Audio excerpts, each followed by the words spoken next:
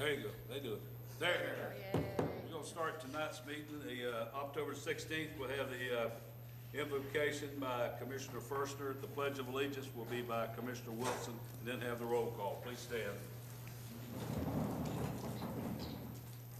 Dear Heavenly Father, bless this evening as we work together and make decisions for the best of Ocoee and its residents. We thank you for your wisdom and guidance in our thoughtful deliberations. Bless all of our city workers, city residents, and especially the men and women in uniform who serve our country and our city. We ask this in Jesus' name. Amen. Amen.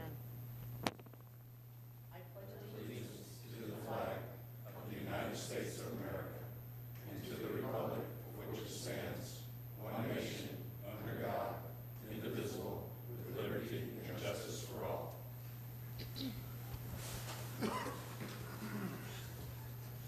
Commissioner Grogan? Here. Commissioner Wilson? Here. Mayor Johnson? Here. Commissioner Firstner? Here. Commissioner Oliver? Here. All right, we have a proclamation tonight for the Week of the Family, November the 3rd through the 10th, and I will read it, and we have young lady Victoria. What happens when you sit in this seat? You lose track of names. No use for Proclamation. Whereas the city of Ocoee is blessed with multitude of families, an essential part of the culture, social, and spiritual fabric of our community. And whereas the city of Ocoee commissioners recognize the strong families are at the center of communities, that children live better lives when their families are strong, and that families are strong when they live in communities that connect them to economic opportunities, social networks, and services. And whereas the theme for this year's Week of the Family is Practice Kindness. Kindness is contagious and needs just a small spark to ignite, and it spreads quickly. And whereas practicing simple, regular, kind acts nurtures empathy, alters behavior, changes a culture, and transforms lives. And whereas kind acts don't have to cost a dime, take much time, or require any particular talent. And whereas during the week of November the 3rd through November the 10th, 2018, City of Ocoee residents would take the time to honor the importance of families and recommit to enhancing and extending the special connections that support and strengthen them. Now therefore, the City Commission of the City of Ocoee does hereby declare the week of November the 3rd through the 10th, 2018 as Week of the Family in Ocoee, and urge all citizens to share in the many festivities prepared for this occasion. In witness hereof, I, Rusty Johnson, set my hand and caused the seal of the city of Ocoee to be affixed this 16th day, October 2018. You want to come on down? Anybody here to take a picture for this young lady? Pictures.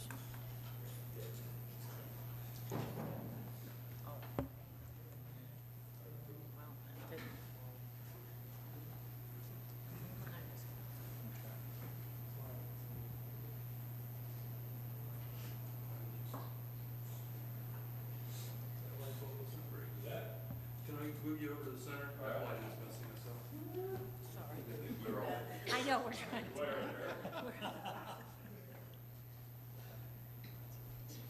What's that?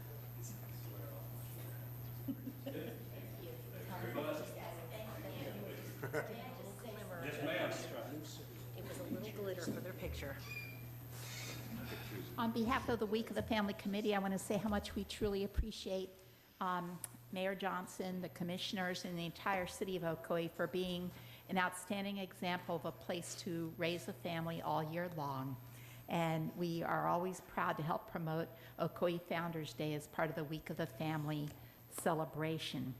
And I want people to know about a contest that's ending October 31st. The Grandparent of the Year contest already ended, so if you didn't enter this year, you can plan on that next year, but it's not too late for the Family Table Time contest. And we consider families but in a very broad definition. And so if you have someone that you consider to be your family and you're eating dinner with them, all you have to do to enter the contest is discuss 4 questions together, take a picture of yourselves eating together, and especially the back of this placemat. If you have kids, let them draw on it. You can draw on it too if you're really brave, and or write notes about the answers to your questions. So these questions are good for anyone to think about, again, all year long. One, what does it mean to be kind? How have people been kind to you today? How do you handle it when people are unkind? How have you been kind to someone today? And is it easier or harder to be kind to your family members? And so if you'll discuss those 4 questions together, I think it will help you carry out the theme for this year's Week of the Family, and hopefully that'll turn into part of your theme for the entire year. So thanks again to the City of Ocoee for this proclamation and for all you do for families. Thank you very much. Thanks for bringing that every year, Victoria. We appreciate it very much. Families are the main thing in all our lives. Real quick, Chief Brown, will you come up? Come up. I got this last time and I forgot it, and you reminded me, and I appreciate it because I wanted to read this just for a minute. I want to read this. Our chief, Charlie Brown, will be graduating from the FDLE Criminal Justice Executive Institute, class of 52, Chief Executive Seminar. It's designed for the head of agencies in the criminal justice field, no matter how long they have been in their position, chiefs, sheriffs, colonels of state agencies, state attorneys, and et cetera, and on a very limited basis, the second in command of an agency. Chief Brown began the class in August and will graduate next Wednesday, October the 24th in Tallahassee. I just want to say, I think it's great. I know when you went off to the FBI Academy too, and I think this is a super thing for our city. So I'll let you talk a few minutes, then we can. There are 18 chiefs, sheriffs from around the state, from Miami up to Tallahassee, some people from Florida Highway Patrol, Florida Department of Law Enforcement, and so it's Florida-based. Where FBI Academy was international, this is Florida-based, and really good collaboration of resources throughout the state. It's been a wonderful experience, and so it's 3 days each month for the last 2 months, and then I have the one more class next week, so it's really good. Well, I for one, congratulations. Thank you. Anybody else have anything to say? I sent invitations, yeah, for a 45-minute graduation. I did send, that was just to give you notice that I was gonna be there. I don't expect anyone to go, but you did receive an invitation. My graduation gift should be good, but. Oh, yeah, it's in the mail. It's in the mail. Very proud of you, and that's wonderful. Congratulations, Chief. Thanks. All right. That's right, we can give you a fire department t-shirt. I'm going to go to comments from citizens and the public. All right, we have a couple people, so we're going to give, it says 3, but I'm going to give 5 minutes because it seems like 3 is not very long. So I'm going to give 5 minutes to each one of you because it's not on the agenda. So Mr. Edward Bowman.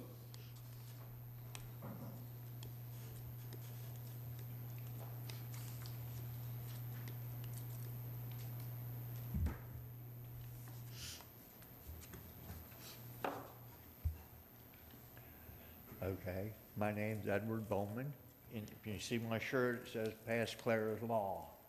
I wrote that law. Give us your address also, sir. My address is 6862 Round Lake Road, Mount Dora, Florida. Okay. I've been going around from city to city and town to town and speaking at the council meetings to let people know what I'm doing. I wrote this law to get rid of sexual predators working in hospitals, nursing homes, and medical facilities all over the country. And I will not quit till I make it a federal law. Right now, I am going to walk from Mount Dora Police Department to Tallahassee. I'm leaving January the 5th at 4 o'clock in the morning to walk 237 miles to Tallahassee from Mount Dora. And I'm a 75-year-old man, and I will do this. I've told all the TV stations that I'm going to do it, and they know me well enough to know if I tell them I'm going to do something, I do it. They will be there on January the 5th when I leave. And before I leave, I'm going to ask one question. Why does it take a 75-year-old man to walk 237 miles to get the attention of the politicians in Florida? If that don't work, every time they put a camera and a microphone in front of me, I'm gonna ask the same question over and over again. When I get to the steps of Tallahassee, I'm gonna ask it again, and I'm gonna keep doing it till somebody gives me an answer I can live with. I'm just going around letting everybody know what I'm doing and why. My wife's name was Clara. She was sexually assaulted by a male nurse, and she didn't deserve to have to live like that. No one else does either, and I'm here by the grace of God to see that they don't. Just real quick, you came before a few years ago, didn't you? Once before, yes. Yes, sir. I remember. Yes, I did. Yes, sir. It was Yes, sir. a year or two ago, wasn't it? Right, yeah. Yeah, When you I was started here. writing it, yeah. But I've been to Claremont, I've been to Winter Garden, I've been to Mount Dora, and now I'm here. I'll be in Apopka. I'm gonna go to every town and city that I can find between now and the time I leave to go to Tallahassee. Excellent. And I'm gonna let everybody know. Those cards I gave you, Yes, sir. that's the last of 500 cards I've given out in the last month. Are you leaving from outdoors? Is that where you? Yes, walking I from? am. I'm leaving from the police department in Mount Dora, and Okay. the police chief in Mount Dora arranged for me, he'll have two cars, one in front of me, one behind me, and they will take me to the city limits. And when I get there, he has already talked to the Lake County Sheriff Department, and they will pick me up and take me through Lake County to the next county, and so on and so on. That's the way I get up there. I'm going up 27, and I will do this thing. Well, I believe I'm you. 75 years old, and I know I can make this walk. Mayor, can we possibly get a letter together from the commission, all signed in favor of this? Yeah. Favor of this law, just set it up there with them? Need a motion to do that. I would greatly appreciate anything that anybody can do. I think what we need is consensus. I think it'd be great. I think we can get one wrote up for you, make a proclamation maybe for you, and Yeah. you can Bring it up take there with along you. with you. Are you doing Thank you. state first, then? I know I Googled a minute ago and found you were in New York doing this also. They're trying to pass it in New York right now. That's what, I gave up after 10 years and went to New York, and in less than 3 months in New York, I hadn't been there in 40 years. In less than 3 months in New York, I found two politicians who'd take Clara's Law to Albany. They did it in January 2017. They didn't get to it. They did it this year. It got as far as being considered in both houses. Very good. They're going to do it again and again till they get it done. All right? okay. Good I luck to you. think if you can, Sherry's here somewhere, I think. If you'll give her, I'll give her your card, and we'll try to do one up, a proclamation, and even a letter to go with it, and we can all sign it and have it for you before you go. All right? Thank you very much. Yes, I sir. greatly appreciate it. I Any have help I can get. That happened at Health Central. Health Central. Yes, it Yeah. did. And you know something?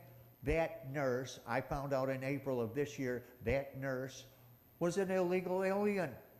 Yeah. He shouldn't have been here in the first place. How did he go to prison, he was on probation, he was in jail, he was in prison, and they didn't know he was illegal. They didn't know it until That April of this seems year. to happen. It seems to happen. Yeah, well, somebody's not doing the job No. they're getting paid No. for. Somebody will answer to me for that, because Yeah. I won't quit until they do. Okay, well, we'll I'm the appreciate it. stubbornest old so-and-so they'll ever see. Yeah. God bless you. All right, don't forget, I'll give her your card, and she can call you. Thank you very much. Yeah. No, I have a We'll question. recognize it. I ain't done- I'm not done yet. Do we have any state legislators right now that are helping support this You got bill? two, right? Yes. Randolph Bracy he's been 2 years. He would have done it last year, but I couldn't find anybody from the House of Representatives to go with him. Randolph Bracy would do it in a minute. So if we was to draft a letter, would this letter go to our state legislators in support of this We're bill? gonna send it through him to the state legislature, yes, sir. Yeah. Camilla Okay? Brown?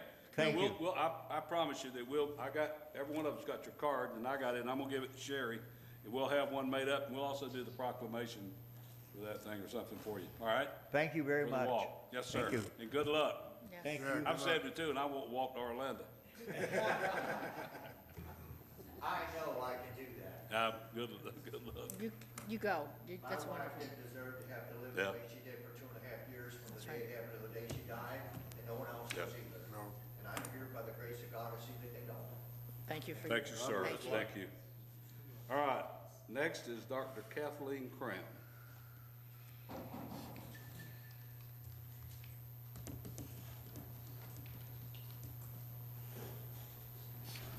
Good evening, everyone. I wanted to do an update on the 2 North Bluford property. I went there originally. Address, 6749 Lumberjack Lane, Ocoee, Florida. that's it. Gotcha. And when I first saw it in the spring, it was in pretty good shape. And went back with a commercial inspector about a month and a half ago, and things are going down the tubes in this building. There were 3 broken windows. The front flashing of the building is basically the water's pouring in. The roof is leaking like a sieve, and the water is coming down the chimney and ruining the floor.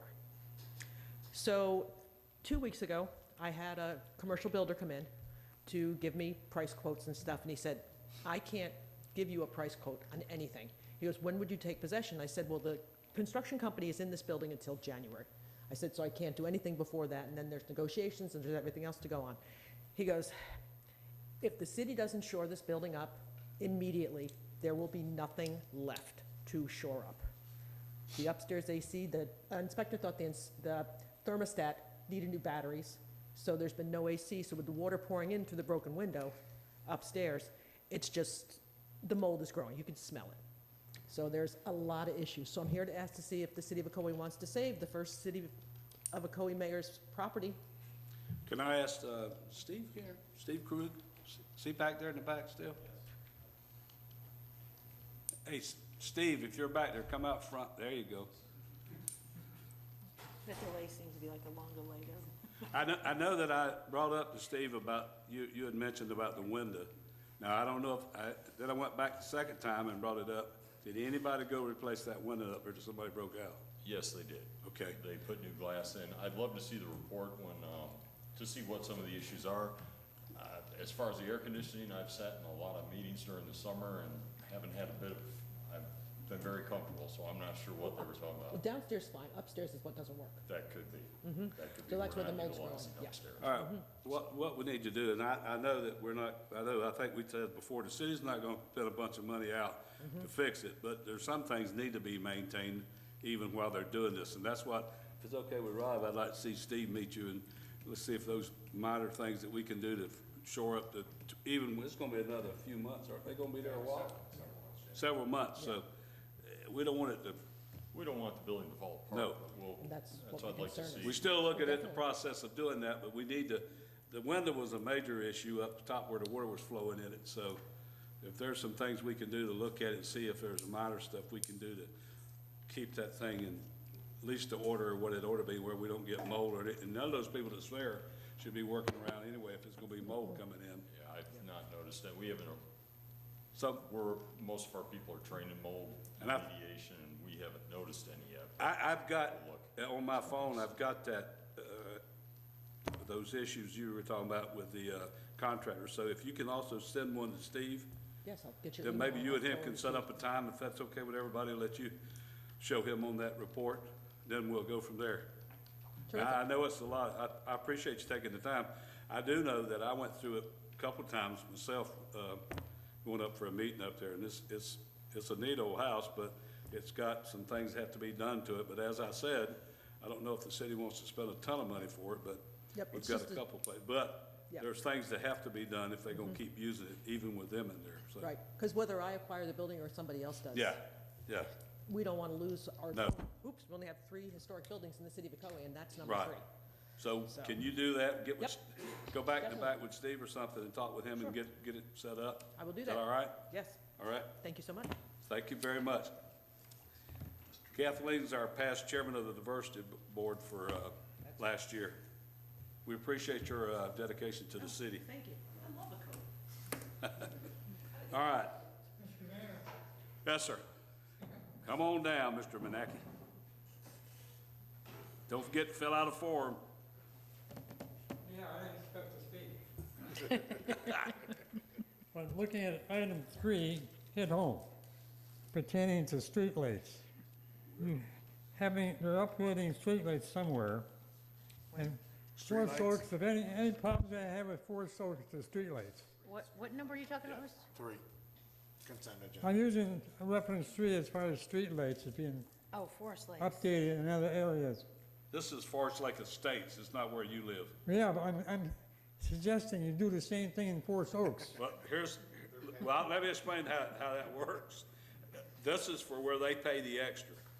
If you get all your homeowners to pay above the rate that we pay for the regular streetlights, then they do it. What do Your they- homeowner association has to put in for upgrading the lights to a higher standard. Okay, I got you. It's just gonna cost them In some other money. words, that's a utility you Yeah. have to pay for. Yes, sir. We pay I don't even know what it is anymore. I don't know if Rob knows or somebody. Steve might know. The base rate's like $7 per $7 streetlight, a but- month, and then if you want more, if the homeowners want a better class of lights, then you have to pay the difference. And that's what they're doing here. Okay, thank you. Yes, sir. Is that it? I think my representatives could go around and check it out. I don't feel like doing that. Thank you, Mr. Manaki. It's good to have you come up. You've been skipping us lately about coming up. You've not been coming up lately. Oh, okay. Oh, hey, that's good. All right. No more, anybody else in the public have any comments? No more comments, we'll go to staff reports. Thank you, Mayor. I have 2 emergency items this evening. And emergency item number 1 is the renewal of the school resource officer agreement with Orange County Public Schools, which we just recently got executed. And, or actually we completed, and we need to execute this and get this to the school board. It's something we want to get done right away, and we just didn't have all the ducks in a row until now. So you would consider that and vote favorably upon it. Staff would appreciate that. Do we need to vote on that one? Yes, yes, please. All right. On the renewal of the school resource offer, we need to have a motion for it. Yeah, and this Motion made. actually memorializes the additional dollars that we have to put in, and it also addresses the off-duty time and the provision of the school board officer to cover one of the schools. So it's different from what we had in the past, and there's a little more work in getting it ready this year. All right. Did you make that motion, Commissioner Hall? No. Oh, I thought, who said that? I said it, but. Oh, you want to make I a know we have to make motion? a motion, yeah. I'll make the motion. Motion made by, I didn't mean to make you make it, but. Yeah. By Commissioner Oliver for the school resource officer issue. Do I hear a second? I'll second it. Seconded by Commissioner First. All right. Any more comments on it? If not, let's vote. Motion carries unanimously. Thank you very much. Second All right, item we next. have, Mayor, is as far as the Lakefront Park Improvement Project, it's an approval for additional services in the amount of $7,800 to effect design changes directed by the city and to extend the contract time to the end of the construction schedule. All right, same thing. All right. This is, anybody have any comments on this? I'll make a motion. This was some of the work that had to be done prior to. Do you make the motion? Yes, I did. I will. Commissioner Wilson makes a motion. Do I hear a second? Second. Seconded by Commissioner Grogan. Any more comments? If not, let's vote. Motion carries unanimously. All right. Anything else? Rob? Yeah, one other issue I wanted to bring up, Mayor, is we've been talking with staff about our annual Christmas tree lighting ceremony and the festivities that we have. After the meeting in November, we'll be bringing you a notice to proceed for the next phase of the downtown and Lakeshore Park improvement projects. So in talking with staff, we thought it would be better with all the construction going on out there, not having anything more than the parade this year. And after the parade, not having everyone around. Big part of that's using the Lakeshore Center, which we can't use this year, and possibly just not doing it this year and picking it up again next year when all our facilities are completed. All right. Any comments from the commissioners? So basically, what you're saying is that just tabling that for one more year. Well, we'd still Correct. have the parade, yeah. And Right, the typically, parade, but- that would pretty much be the end of the day, yeah. That's probably a wise thing with the way the construction's going down there. I mean, seems to be a little hectic. Good evening, Mayor, Commissioners, City Manager. Yeah, the area we do our event is under construction, as you can tell. We do a few things in the Lakeshore Center, and it's under construction. The warehouse is still affected too, because right now we try to turn the water off and on, because they're working on the street. So a lot of things we do there, plus there's more construction gonna be going on too. You're going to be asked to authorize the award for the Lakefront Park phase that's going to have construction all around this campus area at your second meeting in November, and so that'll start the first part of December, which is the same time when all of these things are going on. That work has to be completed in time for Spring Fling, so we don't want to delay the start of that because we have both the Spring Fling as a deadline for part of the work and then the Best Fest for the rest of the work, that we want to have it done, and so we don't want to delay the start, and it won't be good to have construction and people in the same space at that time. So we're recommending that we skip those events this year, and we'll be much better set up for them in 2019. I agree.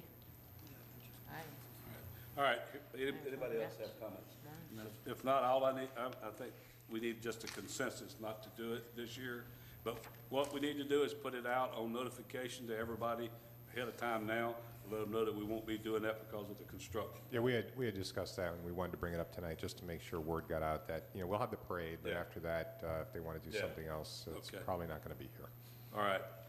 Everybody consensus okay with that? I agree. Are we working with, yeah, that's fine, I'm sorry. Are we working with everyone with the parade regarding, because I know Blueford will be open, but the route with all this We may construction? just change the route slightly. I talked with Mark about that, but we'll have that all nailed down well before the parade. Everyone will be aware of that, too. All right, so it's okay not to do it? Yeah, that's Okay, great. just put it out on notification. We'll send it out to everybody. Put it on our TV channel, too. Thank you. All right. All right. Thank you, Mayor. That's all I had. All right, I got one more, Rob. We were discussing, somebody did, and I wanted you to bring it up because I heard it about doing the, looking at buying the Gettins property over on the lake. Somebody brought it up. Rob said we probably need to do an appraisal. Oh, So. Yeah, Gettins I'm not property sure if used to everyone's belong to aware or the not. city. yeah, I think it's, We've looked at that building before. I think probably 4 or 5 years ago, Mr. Gettings sent us an unsolicited proposal. We've gotten a lot of those lately. We've gotten another one significantly less than what it was the last time. So if we want to seriously consider it, and we all think, in talking with us, with all the commissioners and talking over the years, everyone thinks we could, find a good use for that property and possibly the building too. But we really would need to get an appraisal in order to see if what he's offering it is in line for the value of the property. Okay, So- I'll make a motion. I know that, I don't know about the other commissioners, I don't know if anybody's ever found the pictures, but there used to be a big dock out there where people could walk on and all that, and it was the cities went out into the water. But it'd be a nice thing to tie into our whole park area down here with the weddings and functions and all that stuff, so. And I think, the way I understand it, they said that they would work a deal for like 3 to 4 years. Yeah, and we were seriously looking at it 4 or 5 years ago, but it was just a little too pricey for us, and it's come down significantly. So it might be the time to really, So- seriously look at it and see if we can acquire it. Maybe, fund it over 2 or 3 fiscal years, and Right, what I'm gonna do is I need a motion to authorize the city, Commissioner Wilson. I'll make the motion. Do I hear a second? I'll second that. Seconded by Commissioner Firstman. All right, any more comments? Let's vote. Oh, for them, I'm sorry, for you to do the, pick out the appraisal and do we have to set a certain amount? For the appraisal. Where's it gonna come from? Well, one of the things I was going to ask, Mayor, I mean, we're probably going to be doing a lot of appraisals this year. If we have up to, I don't know what the number's going to be, but up to $3,500 from contingency if needed also. all right, somebody give me a motion for that. I'll make that motion up to $3,500 for the appraisal for that property, for the Gettings property. All right, do I hear a second? I'll second that. Seconded by Commissioner First. Made by, From did contingency. I vote on the first one? Did I vote on the first one yet? No, I stopped pushing You the did button. I didn't, All right, hold on a minute. I'm gonna do that as an amendment to the motion. okay, We'll you do that make to the amendment? I'm gonna do an amendment to the motion. Okay, I'd like to make an amendment to the motion that we will spend approximately $3,500 from contingency for an appraisal for the Gettings property. All right, do I hear a second for that? Second by Commissioner First, then we vote on the amendment first. We're gonna vote on the amendment first, for $3,500 to come out of contingency towards the appraisal. All right, motion carries. Now let's vote on the motion. Okay, but hold on, if we want the second one to carry, we need to vote no to the first one, correct? Is that right? No? No. Just amending. No, you just amended that motion. Okay, so we can vote yes to that? No, Okay, no. We just need to say yes. okay. All right, let's vote. All right, motion carries unanimous. Thank you. Okay. Yeah, I think that'd be great to get that back to the family. All right, sorry here. All right, Commissioners' announcements. Commissioner Grogan, I have nothing at this time. Commissioner Wilson, Nothing at this time, thank you. Commissioner Firstner, Not at this time. Commissioner Oliver. Not at this time. All right, I'm gonna read out these announcements. The city of Ocoee is holding its 11th annual haunted house on Fridays and Saturdays, October the 19th, 20th, 26th, and 27th. The haunted house is located at 951 Ocoee Apopka Road. Admission is $5, and doors will open at 7:30 p.m., and we hope it closes at 11. Just a reminder that our annual Ocoee Founder's Day Golf Tournament will be held on Friday, October 26th. And I'm glad to see Mr. Forges here because they were looking for you. Your name's on this list. All right. Registration begins at 11:30 and play commences with shotgun start at 12:30 p.m. Entry fees include green fees, golf cart, range balls, and dinner. Prizes will be awarded. The Ocoee Police Department is participating in the National Prescription Drug Take Back on Saturday, October the 27th, from 10 a.m. through 2 p.m. Residents can bring their medications for disposal to the Ocoee Police Headquarters during those hours for this free service. The West Oaks Mall is hosting Malloween on Wednesday, October the 31st, from 4 p.m. through 6 p.m. This is a free, safe, and fun event for the kids to interact with the Ocoee Police Department. There will also be trick-or-treating at participating retailers. The next City Commission meeting scheduled for November the 6th has been canceled, so the next one will be November the 20th. All right. Now, consent agenda. Motion to approve. Motion made by Commissioner Grogan. Do I hear a second? I'll be happy to second that. Seconded by Commissioner Wilson. Any more comments on that? If not, let's vote. Motion carries unanimously. All right. Public hearings, none. First reading of ordinance, first reading for alley property, 735 Center Street, annexation, rezoning. City lawyer will read. All right, this is the annexation ordinance, an ordinance of the City of Ocoee, Florida, annexing into the corporate limits of the City of Ocoee, Florida, certain real property containing approximately .68 acres located on the south side of Center Street, 450 feet east of Orange Avenue, pursuant to the application submitted by the property owner. Finding said annexation to be consistent with the Ocoee Comprehensive Plan, the Ocoee City Code, and the Joint Planning Area Agreement, providing for and authorizing the updating of official city maps, providing direction to the city clerk, providing for severability, repealing inconsistent ordinances, and providing for an effective date. All right, you go save the rezoning for that. Yeah, let me go ahead and read the rezoning ordinance also. This is an ordinance of the City of Ocoee, Florida, changing the zoning classification from Orange County R1 low-density residential to Ocoee R1A single-family dwelling on certain real property containing approximately .68 acres located on the south side of Center Street, 450 feet east of Orange Avenue, pursuant to the application submitted by the property owner. Finding such zoning to be consistent with the Ocoee Comprehensive Plan, the Ocoee City Code, and the Joint Planning Area Agreement, providing for and authorizing the revision of the official city zoning map, repealing inconsistent ordinances, providing for severability, providing an effective date. All right, this is just the first reading. We'll have no comments tonight. If you want to make comments, and the next meeting will be November the 20th, 2018 is when this will be brought up for the second reading. All right, second readings. Second reading of ordinance for Innovation Montessori, 2336 Fuller's Cross Road, annexation and rezoning. Thank you, Mayor. Mike Rimmer, City Planner. The item before you is an annexation and rezoning of a property that's going to be in addition to the campus of the Innovation Montessori. The property is located off of Fuller's Cross Road, which is adjacent on the north side. The existing Innovation Montessori site is down here. The parcel has two existing single-family homes built a long time ago. There is no proposed development for this parcel. The Montessori school is just looking at the grand plans and acquiring property in the area. They will use this as some athletic fields and during popular events, probably some parking.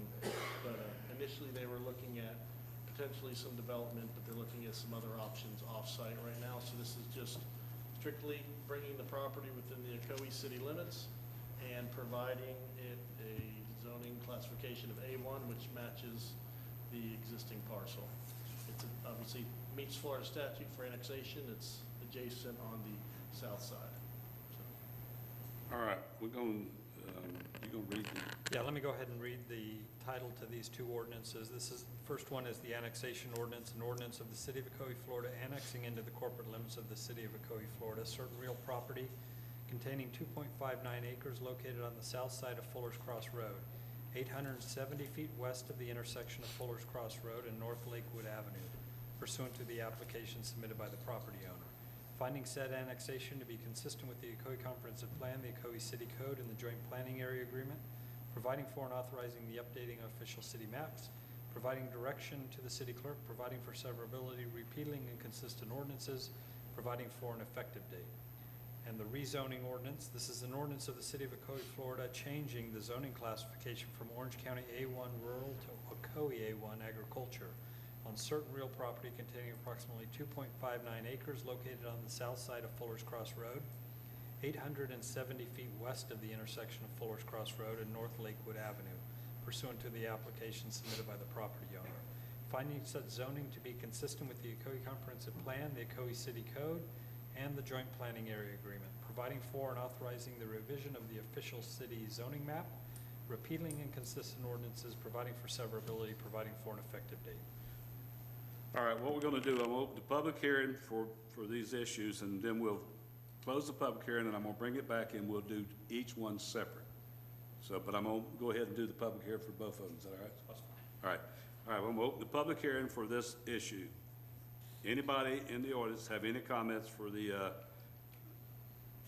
item number 11 for Innovation Montessori?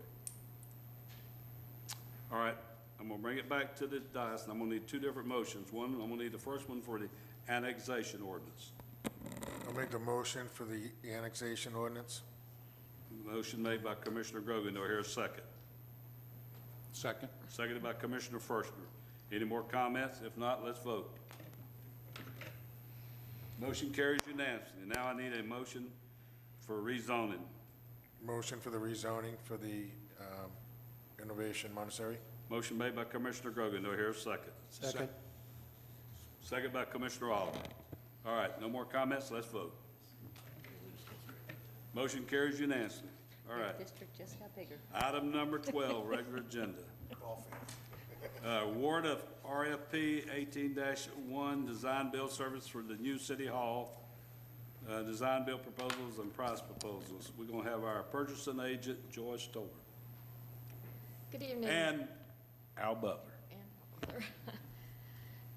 Good evening, Mayor, Commissioners. I'm Joyce Tolbert, Purchasing Agent, and before you is the Evaluation Committee's recommendation regarding the award for the RFP Design Build Services for the new Ocoee City Hall, Stage 2. Back in July, the City Commission approved the shortlist of pre-qualified firms that were eligible to submit proposals for Stage 2 for this RFP. We received 3 proposals in from those firms, and after consulting with the design criteria firm, Ziskovich Architects, who evaluated the proposals for compliance to the design criteria package, and after hearing presentations from all of the firms, the evaluation committee evaluated and ranked the firms and recommends the City Commission award the RFP for design build services for the new Ocoee City Hall to the top-ranked firm, Horton Smith, and authorize staff to enter into contract negotiations that will subsequently be brought back to the City Commission for approval. I'm going to turn it over to Mr. Al Butler, who will give specifics. Normally when we have these types of competition, you get some people, you know, the ratings are mixed. But at this time, we had a unanimous selection of the Wharton Smith, Hunt and Brady team, following not only our own review, but also the review by the design criteria firm, Ziskovich Incorporated. And their subconsultants, especially Carlson, who is a firm that's qualified to look at price proposals. Now, one of the things I want to emphasize here is that they were asked to design a product based upon the design criteria package without being able to speak to anyone in the city. They had to work just on what those drawings and specifications were. And the reason for that is that this is a design competition to see who can most closely recognize the needs and design criteria that we've specified, but it's not 100%. For example, we leave several things out like building security, IT systems, and things of that type that are fairly constant that we'll be specifying and not really part of the design aesthetic that we're looking for. So we were looking for a company to design a building based on what we had told them. So this isn't the final design. I want to emphasize that now we start the design process once we negotiate a contract. So there's several more decision points where we'll be bringing this back to you. The first is after we negotiate a contract, that price that we're going to have in that initial contract is for the pre-construction services, the design effort. And that's where they're going to go back through the programming effort, and we'll be meeting with you individually and collectively as well as members of the staff to look at the design process. Then we'll come back again with the design for you to endorse that, make modifications to that. And then once we settle on the design, then there'll be a final decision about the price of the construction to authorize moving forward with that phase of the project. So we've got 3 more decision points for you to decide how and whether or not to move forward. But this initial design was considered to be the best presentation. We're going to have the firm actually present some information to you about their qualifications and the design proposal. But again, I wanted to emphasize this is not the design. You're not approving the design tonight. You're selecting a company that's going to go through the design and construction process with us cooperatively in a public process. So I want to introduce the people here, if they'll come up. Again, this is firm Wharton Smith, a construction management firm, and Hunt & Brady, which is their team partner for design.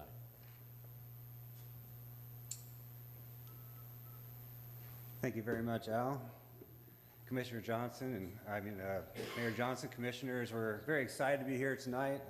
We're really excited about this being an embarking point for you, for your City Hall project that's going to replace the building that we're in right now. So I'm Danny Gordon with Hunt & Brady Architects, and this is John Lyons with Wharton Smith. We are a design build team, and we'll be talking from the design side on my part and from the build side on John's part. We've shortened the presentation so that we don't keep you here all night, but we did want to show you what the design process has looked like thus far and what the position we're in is in terms of the construction and the pricing of the project. So without further ado, I'll move forward. We've talked about that Hunt & Brady and Wharton Smith created a team together as a design-build entity. I'll be the principal in charge, and we have Tom Wannen is going to be our project manager. He's not here with us tonight. You see John there with the Wharton Smith team.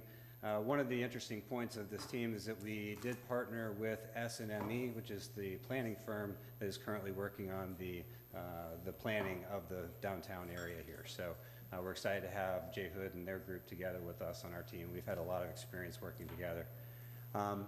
Speaking of working together, we've worked a lot with Wharton Smith. We've worked on 6 projects with them, and we have also worked on a number of City Hall projects. We did the City of Doral City Hall, and they did the Maitland City Hall. And so we've got background in the project type.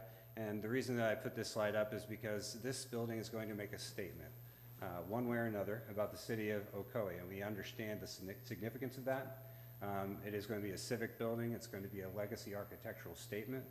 This is going to be a once-in-a-generation building, so as we go through the design process, it will be very important for us to be able to collaborate. And I'm glad that Al said this is not the end of the design process. This is only the beginning, because we really want to draw out of the city of Ocoee what it is that the city of Ocoee wants to look like and be, not only to its own citizens, but also those visiting. So there will need to be quality construction materials, and we'll need to make sure this is a long-term building so that it'll last over time. I mentioned the City of Doral City Hall. It's the one on the upper left of this slide. And we also, the Horton Smith team did the Maitland City Hall. And then you see the City Hall project for the city of Ocoee. The price that we came in at was right in between the two of those in cost point. And there are a number of different nuances to each of those different building types that we could go through. But suffice it to say that we have a deep knowledge of what needs to go into these buildings. So we felt very good about the price that we gave, but we also realized that there are some opportunities for cost reduction and value management. So as we go through with you, we'll do that process also. We understand there is a budget, and we need to make sure that we meet it. The design and construction process will go over a duration of 17 months, 5 months for design and bidding, and then another 12 months for construction. So this is the condensed schedule that we've shown here. A little bit of orientation to the project. Bluford would go left and right on the bottom of the screen, and then Oakland to the left of the red building, and then McKee on the right. This building location is in a very prominent location and needs to be designed such that the public interface with it is very well done. One of the things to note is that there will be parking along Bluford, but there will also be a large parking lot in the back of the building here off of McKee. And so what we've done is we've kind of oriented the chamber portion of the building here, which opens up to be able to be entered from the backside as well as from the Oakland side, because this will be a very public area as well. So this is sort of a cut through, and you'll see on this next slide here how it works. This is that entrance from the south side from the parking lot, and then the entrance from the north side from the pedestrian entrance. And then the chamber portion of the building is here. The idea is that these doors can be locked at night, and this can be used for functions and events, as well as to be able to be opened for the city commission, so that the rest of the building doesn't have to be accessed. There is also this connection to the main lobby reception area, which is intended to be very welcoming. The idea of this building is to open its arms to the citizens and be able to have people who want to come in and pay their bills or come in and get services like planning and building to be right off of the main lobby. So we've created a very compact core and a very efficient design so that we're not wasting any square footage on needless space. We're trying to make sure that it's a very compact and yet very efficient way to put it together. This is the second floor, and we have the city clerk office and the human resources, as well as finance and accounting, and then support services in the center. We had some discussion about how these things might slide around, which one might be closer to the elevator lobby and things like that. But again, as we get into the actual design of the building, those things will start to shake themselves out. If we look at the third floor of this three-story building, we have the city manager as well as the commissioner offices on the one side, with then support services happening on the other. The idea is to keep an open glass vista out toward the lake, as well as to keep a lot of natural light coming into the circulation space of the building, so that it's a very welcoming building to walk through, not just to come to as a citizen coming to the building, but those who work in it, that it's a very nice building to come to. We went through a design process, again, based on the design criteria architects work, which we think was very helpful to get us to this point. This is a tilt wall building, and we've looked at options of how to create spots for thin brick to be put into the project, as well as for painted surfaces as well. And all of the amounts of glass versus brick versus concrete will be talked about throughout the process of design. But we did want to create a distinctive entry piece. And so some kind of an icon that would set off the entry to the building from Bluford, as well as the entry doors here with this large glass surface. We did look at options to be able to reduce the cost of the building. One of them was to reduce the height of the icon and to introduce more brick into the spandrels between the second and third floors. On the previous iteration, this was a two-story glass piece. So before you turn that, I want to make a comment. Did you see the thing that all of us kind of looked at? We all kind of looked at one before, the designs? The Ziskovich design? Yeah. Yes, sir, we did. I was just not like that. It has a lot of the same And architectural elements. I know this is not the night to do it, but I just want Sure. to make kind of, I don't particularly like the parking right up on the front of the building. I wanted the building to have more of a walk plaza area, just like Winter Garden's got and all those people, not where you park right up at the front door. So that's just, give you up front and let you know. That's great. No, I appreciate that, Mayor, and we were just essentially following on with the planning work that's already been done. Our scope of work goes to the 5 feet outside of the building currently, so, but we would be glad to look at many options as to how to enter and circulate around the building. So, good comment. As he was mentioning earlier, that one of their sub-consultants is SNME. They're the ones designing, doing the overall site plan. So we'll be working through them to actually put the building on the property.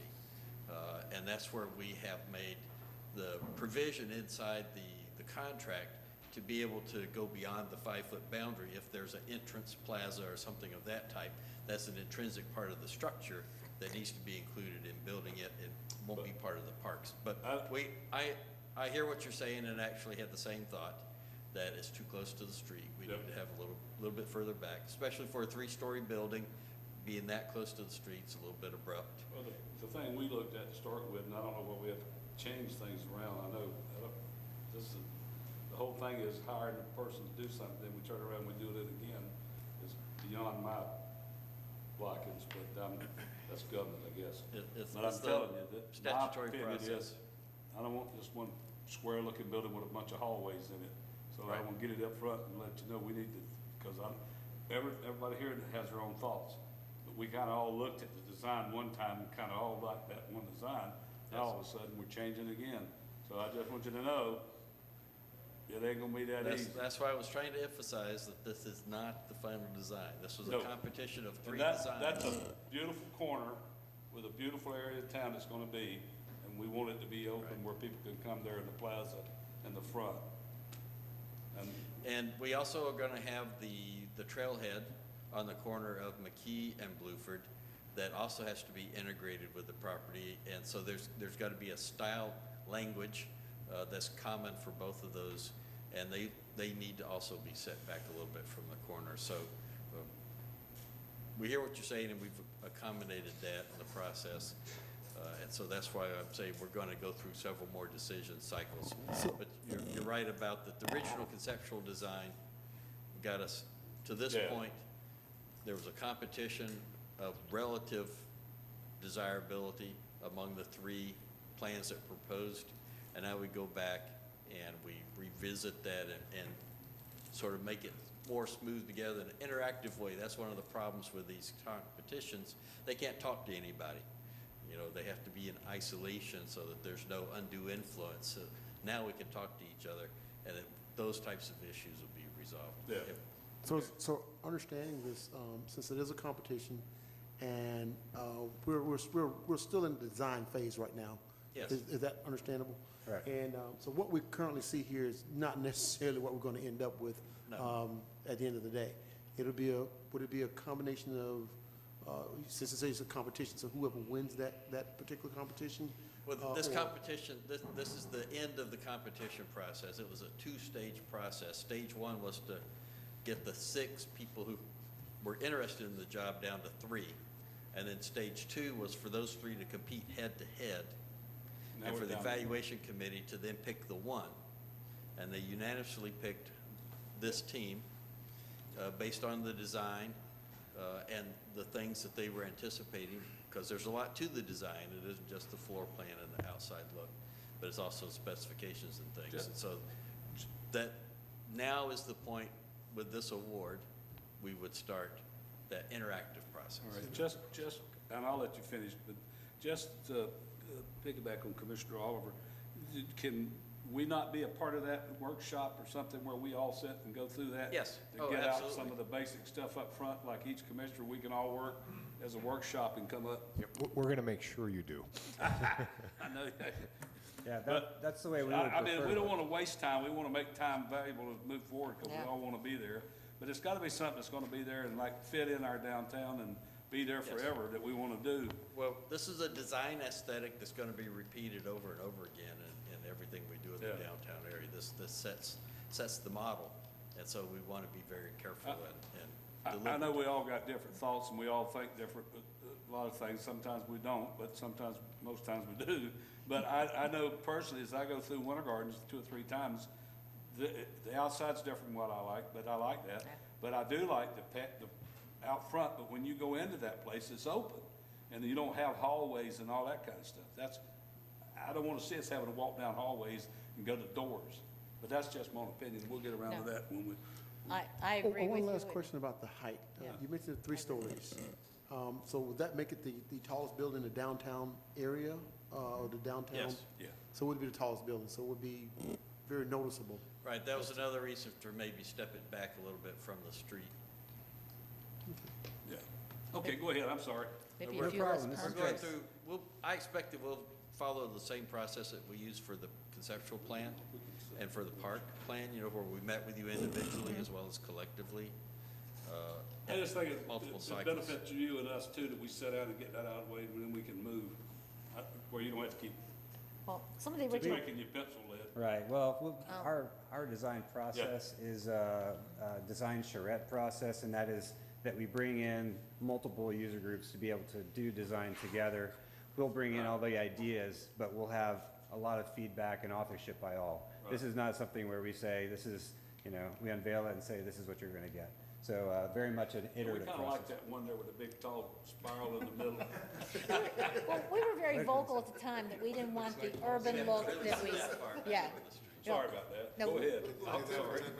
No, but we were very clear in the beginning that what we wanted to fit Yeah. in to the time frame, and we really weren't looking for that modern urban look. And so when you present this, it kind of, we didn't want to look like Macy's or Woolworths, the way it was sitting there. So again, Right. I think we were very vocal at that Well, time. Exactly what you said about being a thing that speaks to the people here and for the city, and that's what we want. Right. So we hope, and got faith in you that you can do that. I appreciate that.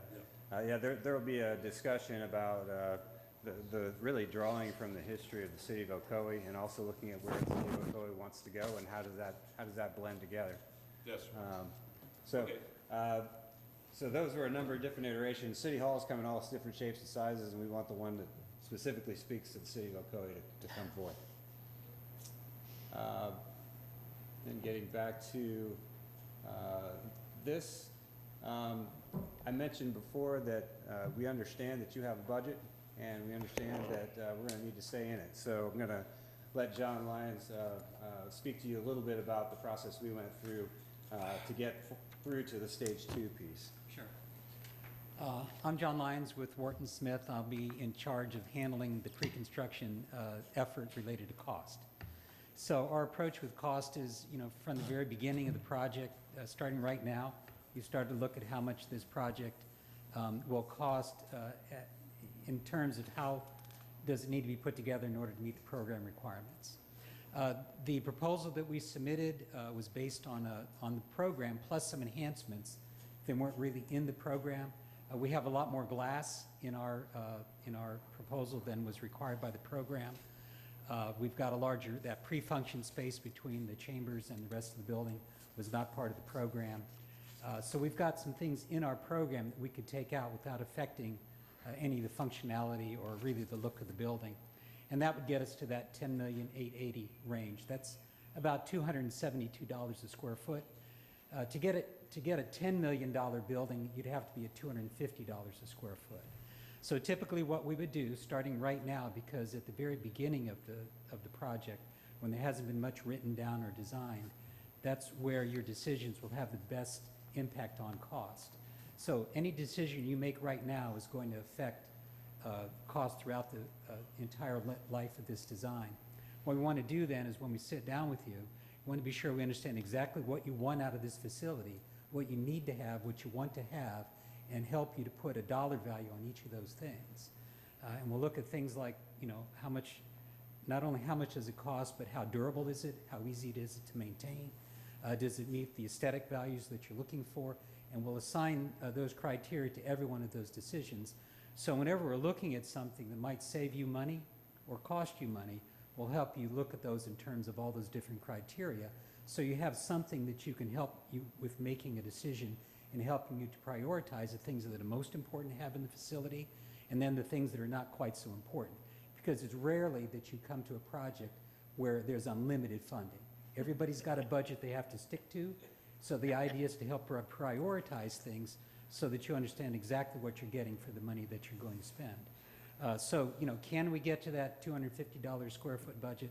Well, of course we can, but that means we have to look at a lot of different options regarding what we can have in the project. And what we'll do, similar to what we did at the Maitland City Hall project, which was below $250 a square foot, we'll come up with a lot of ideas, show you all those ideas, assign dollar values to those, and then help you decide which things you need to have in your project versus how much you want to spend to this facility in order to attain the type of facility that you need to have.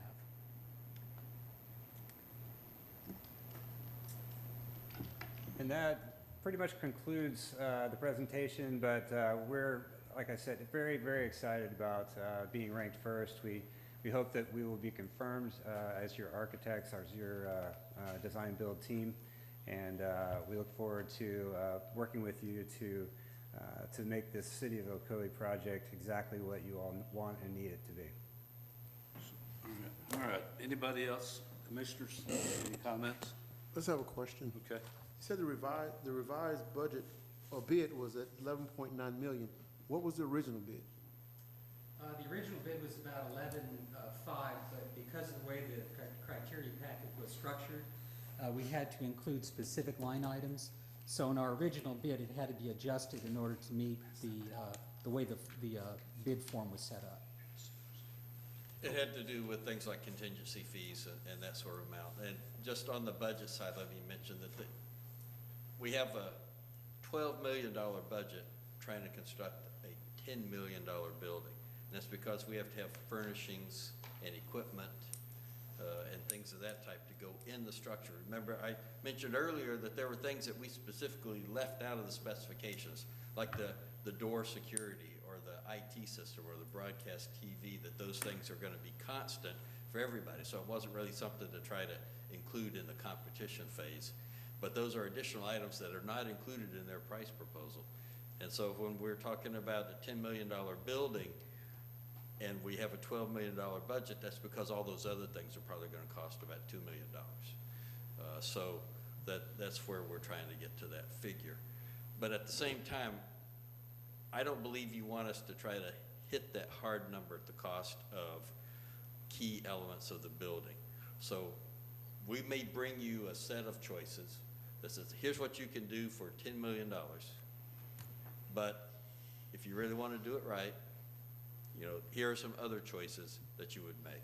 For example, one of the things they proposed was to change the way the air conditioning system is set up. Everybody on the evaluation committee said, no, we don't want to do that. And Ziskovich said, no, that's a bad idea. It's going to be much more expensive to maintain and operate that air conditioning system if you don't build it the way it was designed. So even though that would save us money up front, it cost us money every year in extra electricity cost. So there are those kinds of things we have to be alert to as well. So we're going to bring you a program probably with some options so that you can identify the price point that works best for this building. But are you saying that we still have to get it down to 10 million? We still have to get it down to 10 million. Even with their value engineering, they didn't come down to 10 million. They got close Not to it. necessarily. We're at 10. No, we're going to get what we think is the right building, and then we'll worry about Yeah. the price then. Yeah. Would you like your office? It'll in take advance? work, but we'll get there. Oh, yeah. So it's a matter of just like Rob said, that coming up with the building that fits all the criteria that we're looking for, and then scaling back to meet the budget?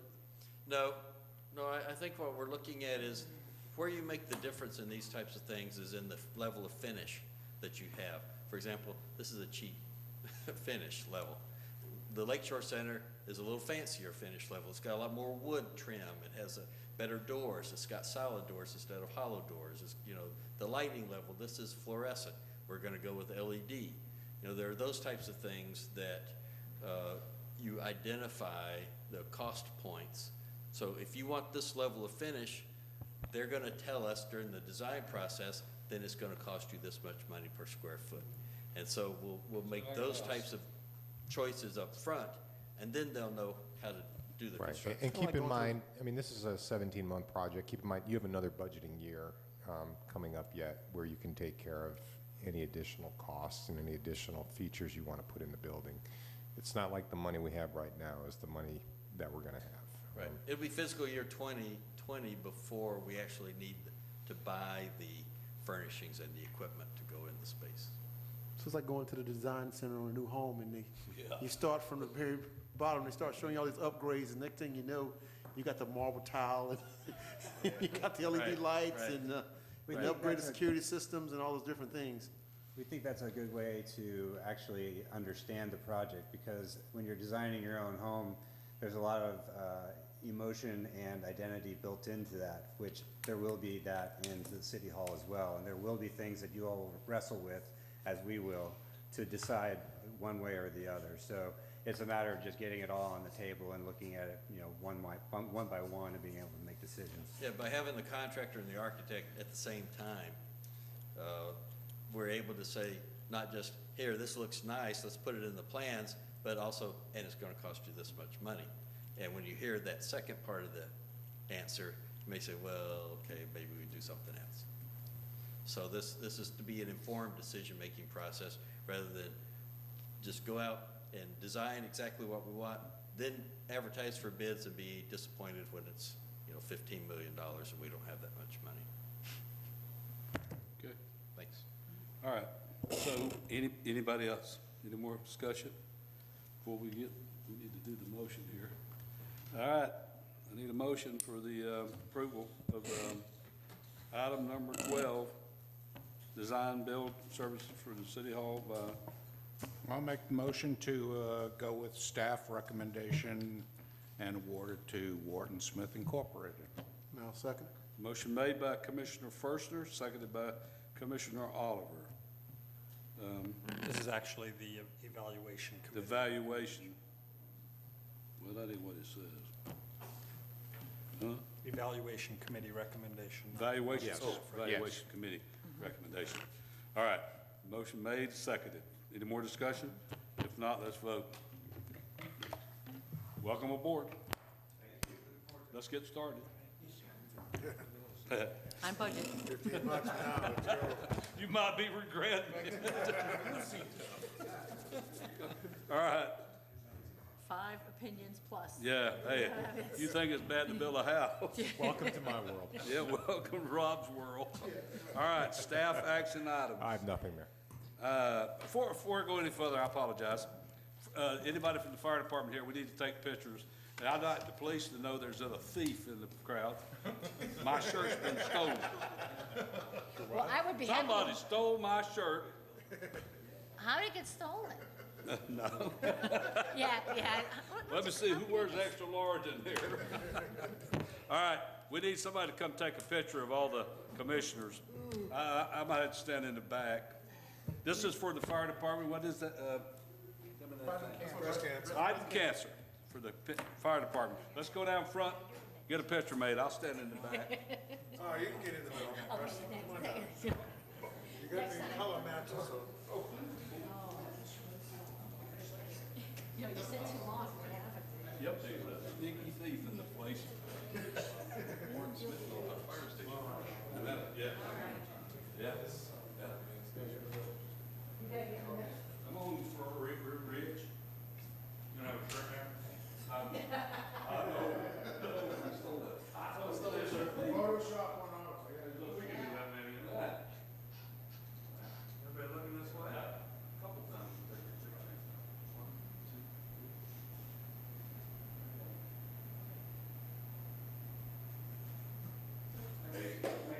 Sherry, can you email those out to us? yeah. Thank you. Sorry about that, Chief. No, somebody took my shirt.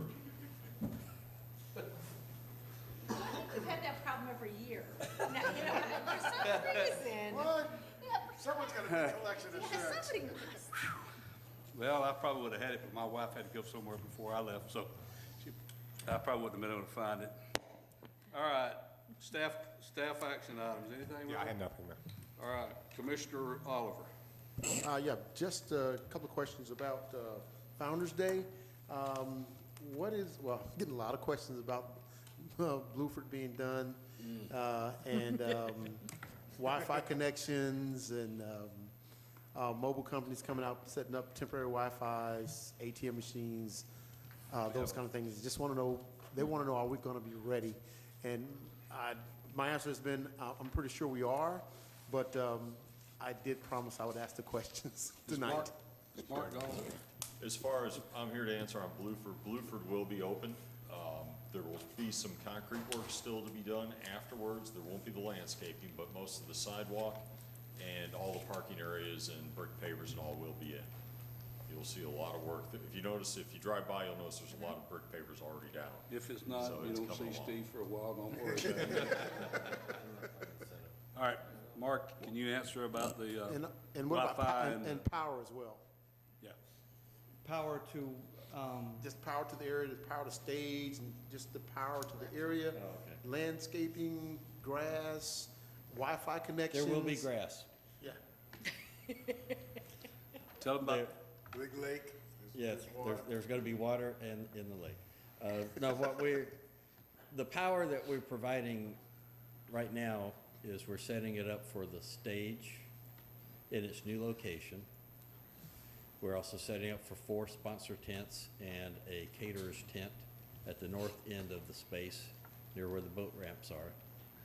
And we're also providing power to the Oakland Avenue end for the VIP tent that the city operates and a catering tent down there. There will not be power along Lakeshore Drive because we're going to be parking the RVs there for the entertainers. So the food vendors are going to be in a different place, and Mark can tell you more about that. We do not provide Wi-Fi services for that large area. We don't really have that capability. We used to be able to extend the Wi-Fi capabilities that were at the Lakeshore Center, but it's disconnected right now during construction, so we won't be able to do that, and the City Hall is really too far away. Most of the people who come to those types of events as vendors have cell phone connections that they utilize for credit card readers and things of that type, so we have not traditionally provided them with free connectivity to do that. Mark, you want to talk about where the food vendors are going to be? yeah, the food vendors will be in the south side of the Lakeshore Center, and we've already, in the registration, they know they're not provided power this year. And most of them are self-sufficient with generators, that kind of stuff. And the arts and crafts is the same thing. They're all self-sufficient. They need power, they'll bring a little generator for themselves. And as far as the ATMs, we've never provided Wi-Fi to them in the past. They plug in, and I guess they have their own little connection they do. They must have their own data signal they can get. So we'll have 3 ATM machines this year. We expect a bigger crowd. Is there any plans to maybe boost data signals for cell phones? I know a couple of areas we have out here is just dead. I actually have 3 carriers, and 2 of the 3 doesn't work in certain areas out here. I haven't tried them over here by the park, but is there any plans to maybe have? I know some cell phone carriers or some carriers actually will come out and provide a small tower to boost data signals. I'm just wondering if that is something We that. haven't had to do that in the past. We used to have trouble with Sprint signals here in the local area. They put in some repeaters to try to deal with that problem. But we have not had that as a general issue in the past. You know, when you get a lot of people in a small area, they start using up all the network connections. Yeah. And that becomes more of an issue than the fact that their signal strength may be certain. The digital phones actually can get by with a weaker signal. Gotcha. And the reason I bring it up, because I had a conversation with one of the general managers for T-Mobile, and they were very interested in becoming an official carrier for Founder's Day. We talked about that, and they were talking about how they're able to go to different functions, and they have these quasi-towers that they put up, and it's not just for T-Mobile signals, it's actually for other cell phone carriers to be able to get data signals. But that was just something that we had some conversation about. Yeah, Maybe that's something we can look at another time. We have agreements with Sprint and Verizon to bring in those trailers for emergencies. if we have a natural disaster where their regular cell is knocked out, that they'll bring in those mounted on trailers to provide service. We haven't talked to them about doing it as for special events, but we could certainly look into doing that. Awesome. Thank you. It's not a bad idea about the tower things. I mean, if Sprint does it or not, we can check. It's a good idea. Any more? Commissioner? Oh, no, I'm done. Commissioner first. Come out to the Haunted House and bring your family, have some fun, and I hope everybody has a safe Halloween.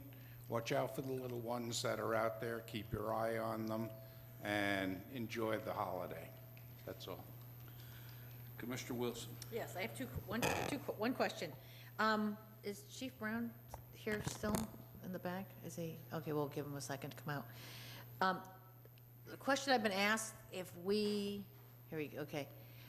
Is any long-range plans to keep, when Blueford opens, to keep Lakeshore and Lakewood one way? Is that something we're reviewing? Or? So myself and Steve Krug, the city manager, have all discussed that. We have to see what happens. Obviously, it has worked while Blueford is closed, but we don't know what's going to happen until we get Blueford open and we have a good traffic pattern. But we've heard from some residents that don't want it. Some residents do. It's working great right now, but we have to get Blueford open and find out. We're going to review it. I'm getting a mix of residents, and I really want to make sure that our residents are brought into this when the time comes, because it is interfering with some, but some are have no comments. Yeah, I mean, it depends on where you're at in the neighborhood or how much you're going in and out of there, and it creates a slight inconvenience, but I think for overall, the traffic pattern as the way it is now, it's much better, but we'll see what happens when Blueford opens. I mean, we have no idea the change, so we will review it. Okay, good, thank you. Okay. Appreciate that. The one other thing is, we can never have enough haunted houses. The city has 2 of them, the city one and also the Lions Club. So we hope that you'll come out and enjoy both. But that's about it. Thank you. Commissioner Grogan. Yeah, residents up in District 1 on the streets of Sabrina, Kimball, Jamal, Russell, where all the new water mains have been put in. In the next week or 2, they're going to be connecting to the houses. So please be aware there might be some construction people, some plumbers and whatnot going up on the sides of the houses, connecting the water. And make sure you tell the water department that it's okay to do that. And that will be all done pretty soon, and we'll all have great water pressure. That'd be great. Oh, my God. That's it. Yeah, thank you. All right. Power lines, when are they going underneath? We paid them a nice check a long time ago. Mayor, a lot of the power lines are already underground. They haven't totally switched everything over. We're also have CenturyLink and AT&T that are on the lines, and they're in the process. You see their trucks all over pulling them down. I don't expect the poles to be removed till after Founders Day. Okay. All right, don't go nowhere. Fuller's Crossroad, the city had a kickoff meeting with the designer on the 1st of this month, and they're in the process of completing their schedule and getting geotech and survey going. So they've got to do geotechnical investigations for the traffic signals. So when will the construction begin? We're still looking several months. That's why we're trying to finalize as early as we can go. Several months, what does that mean? I mean, we've already been 4 months. We haven't even, design is just starting now, which has to take place beforehand. We are looking at pre-ordering the signals. We've talked to the designer, said, hey, we'd like to get the signals ordered, designed and ordered first off, so we're not waiting till the construction starts. We have them in place, and they even suggested we could get a little bit longer mast arm to ensure we have them in the right spot. So we're looking at things to do that, to move it forward. You can't dilly-dally, as they say on that, because you go out there in the mornings, and I don't know who else rides that far. It's bumper to bumper. Back from Fuller's Crossroad all the way back past the public shopping center. Yes. One of the things that went in the interlocal agreement, the county turned the intersection over to us, and they have pretty much said, to your intersection, fix it up, and they don't have, they just want to be aware of what we're doing, but they don't have to be involved in the approval process, so everything's lined up to be as quick as We need to see if we can expedite it. We are, Mayor, we're working as All quick right. as we can. The other thing is there's the lights on Ingram Road. We've been talking about for a year and a half. Is that processing? That, right now, the county has said no, and we're trying to work a way around to say, yeah. We're trying The to other one process. is McGuire, back part. I've talked to you a When long you time said about. Ingram, are you, I was talking about the traffic signal at Ingram and Claricone, Ocoee. If you're referring to the streetlights on Ingram, we're in the Yeah, process. streetlights. The streetlights are funded in this current year's budget. Okay. And we've had a meeting already with Duke to see about getting that moved. All right. The other one is McGuire Road with the street lights.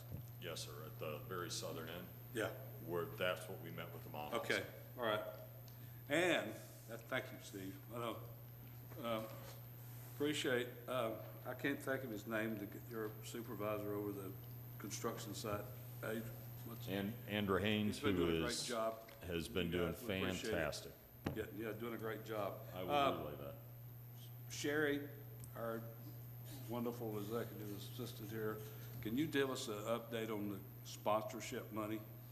This is the money we've collected towards sponsorships for Founder's Day to pay for. Sherry Fever? Through sponsorships, currently, we've raised $381,000 Yippee. for Founder's Day. That's 380 what? 381,000. Great. And had some great people working on it. Thanks, Sherry. Appreciate it. Just want everybody to know, we've collected way more money than what the entertainment even go. Yes, I sir. just have one question about the Ingram Road light. Okay. You mentioned that. Yeah. I'm sorry, Steve. What was the county's response on the light at Ingram Road and Claricone, Ocoee? The county, I think, had some incorrect information on as far as whose responsibility it is. They were saying, hey, it's all city property, we're on all 4 quadrants, which it isn't. And we were trying to we're putting together some crash data and things. The police have given it to me. So we're working on to see what it'll take to get So it's that. not necessarily a no right now, it's just, do they need more I gotta information? know. I gotta know. So they I'm said working no. on that. It said it's all yours and no.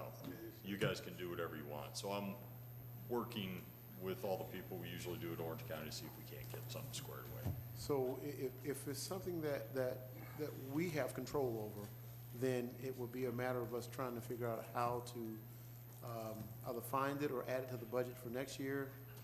Right now, my goal was to get them to, if they wouldn't fund it, at least fund part of it. Right now, they're saying it is all yours, city. If you want it, you gotta get our approval to do it, type of thing. So we're trying to work with them and. Wait a minute, so they want us to foot the bill but get their approval? Pardon? You're saying that they want us to foot the bill but get their approval to do it? It is their road that we wanna put a traffic signal on. It goes in there right away. So we're working with them on it. But yeah, it's. Welcome to working with the state. Well, and then on the positive side, Fuller's Cross has been a breeze. Orange County's been extremely easy to work with. That one, they just. Teresa helped, Mayor Jacobs helped a lot with that. So getting we that just pushed. need to, we'll probably get with you guys and see where we need to push a little Yeah, bit if we get We no might have to- traction. But we meet with the county traffic engineer at Metro Plan. That's one of the things we get together with him. And talking with the public works director from Orange County, he's the one that spearheaded with us Fuller's Cross and Ocoee Apopka. So we just need to get the things, everyone aligned to get on the same page. So let's just keep pushing that, because again, I just would hate to wake up one morning and someone's come around that curve and it be a tragic accident there. I agree. It's dangerous. It's very dangerous right there. And I just don't want it to cost someone their life or their lives because someone decided that it wasn't necessary. We're trying to get it to meet the warrants. There's certain warrants that a traffic signal needs to meet, if it's a need versus a want, and we're trying to push it to that need phase instead of just a want. Okay. That's what we're working All on. right. Thank you, Steve. You're looking, it's about $500,000 anymore. It's like you're looking, it used to be the rule was $250,000 to do a mast arm signal. It's pushing on up to $350,000 to $400,000. Just cost of materials these days and everything's going on.